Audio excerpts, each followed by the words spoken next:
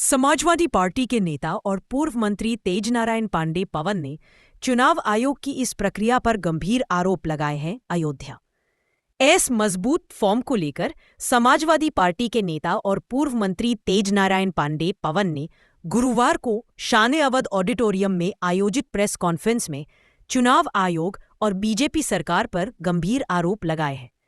पवन पांडे का कहना है कि बीजेपी की मजबूत प्रक्रिया का दुरुपयोग कर पिछड़ा वर्ग के वोट कटवाने की साजिश कर रही है। उनका आरोप है कि इलेक्ट्रॉनिक्स कमीशन 2003 की पुरानी और त्रुटिपूर्ण सूची के आधार फॉर्म भरे हुए है, जिसमें नाम, पिता का नाम, पता और आयुध डिपो जैसे कई विवरण गलत है। अयोध्या में वोटरों को वंचित करने की प्रक्रिया की जा रही है। जो हमारे बीएलओ हैं, बीएलओ के ऊपर बहुत ज्यादा भार है।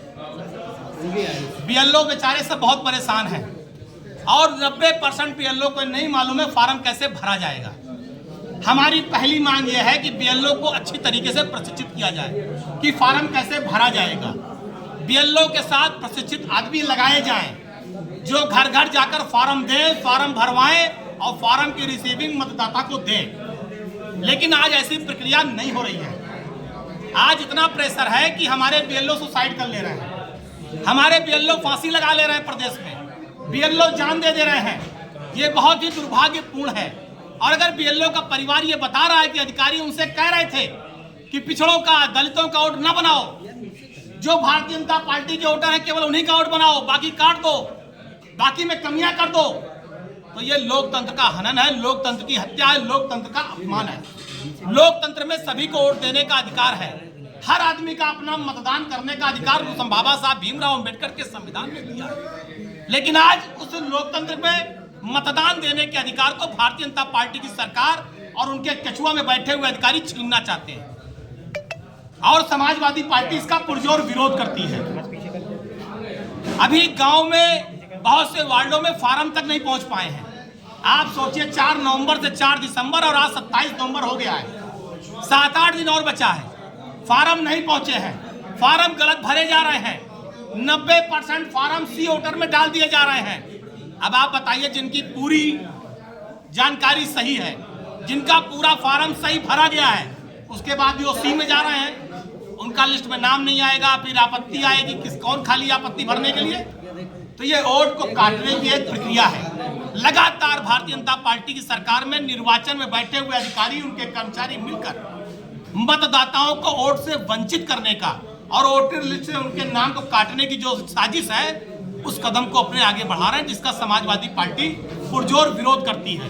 हमारी मांग है, जो भी व्यक्ति है, हर व्यक्ति का वोट बनना चाहिए, हर व्यक्ति को मतदान करने का अधिकार है। लोकतंत्र में किसी को भी उसके मतदान से वंचित नहीं करना चाहिए।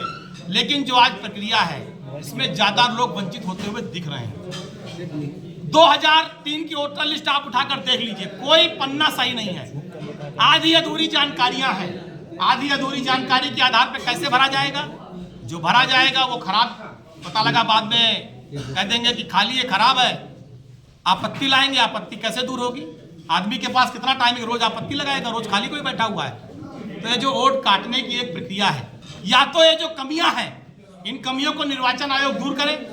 इन कमियों के लिए कोई गाइडलाइन जारी कर दे कि जो चीज पन्ने में नंबर नहीं दिख रहा है, जो नाम सही नहीं है, एड्रेस नहीं सही है, माता पिता का नाम सही नहीं है, दादा दादी का नाम सही नहीं है, मोहल्ले का नाम सही नहीं है, वार्ड का नाम सही नहीं है, भाग संख्या सही नहीं है, या तो निर्वाचन आयोग उन सारी चीजों को सही करे। और अगर नहीं कर सकते तो कोई गाइडलाइन जारी कर दे कि अगर कोई चीज गलत है उसे खाली छोड़ दिया जाए, कोई या उस पर नोटिस या आपत्ति नहीं दी जाएगी, आदमी को परेशान नहीं किया जाएगा।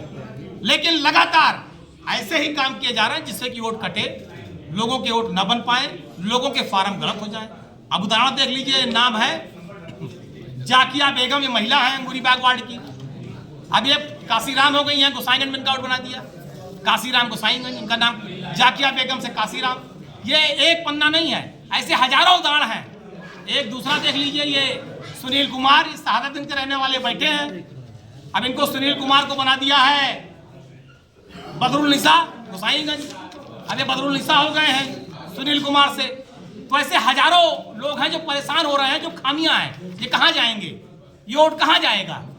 अब इनके पास इतना समय नहीं कि रोज रोज नाम कटवाएं, बढ़वाएं, आपत्तियों को देखें। और तुम जो प्रशासनिक गड़बड़ियां हैं, खामियां हैं, ये दूर होनी चाहिए, जिससे कि हमारे जो निर्वाचन प्रणाली है वो ईमानदारी के साथ काम करे, उसमें पारदर्शिता होनी चाहिए।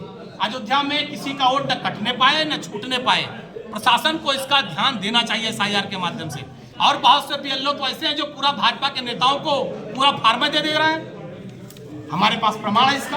आप बताइए ये क्या ईमानदारी है, पारदर्शिता है कि BLO पूरा का पूरा फार्म भाजपा के नेताओं को दे रहे हैं, बांटो। और वो कहां दे रहे हैं? जहां कमल का झंडा जिनके घर पर, बाकी किसी का फार्म नहीं दे रहे हैं। आदमी परेशान है। 4 तारीख के बाद फार्म मिलेगा नहीं, बता देंगे 4 दिसंबर काम खत्म।